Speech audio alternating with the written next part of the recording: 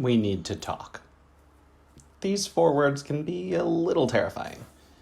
They hold a lot of power. In fact, talk itself is a powerful act. In this module, we're going to work together to make talk a little less scary. In the process, we'll uncover and unleash the hidden power of talk. Hi, my name is John Simmons, and I have been an elementary teacher both in the United States and abroad. Now, as an international teacher, I learned really quickly that my students and I had really different experiences. But those experiences were really what made us very unique. And when I learned to embrace them and bring them into our classroom, it opened up a ton of possibilities and enriched the learning for everyone. I learned to really listen to the questions my students were asking.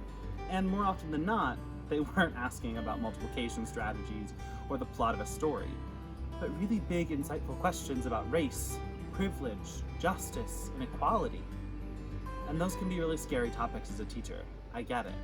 You don't want to say or do the wrong thing, so often teachers just don't address it. But here's the thing. Our students already are aware of these issues, and they have thoughts about them.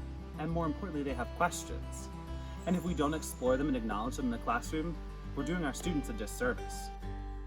This module is built on 3 key ideas. 1, the skills and attitudes to communicate effectively with people who are different than you can and must be taught. 2, children are citizens. They bring ideas and experiences to the classroom that must be honored and validated. And 3, we must address controversial issues in the classroom in appropriate ways so that we and our students can act as change agents. In the following videos, we're going to be exploring those 3 key ideas and thinking about how we can create space for people of different backgrounds to explore those big ideas together. The first video is going to introduce the idea of intercultural competence, which is the ability to develop skills, knowledge, and attitudes to build effective communication patterns and behaviors. It's also going to introduce a framework for how teachers can think about and talk about cultural interactions in their classroom and their school. The second and third video will present 2 specific structures that teachers can use to facilitate conversations about controversial issues in their classroom.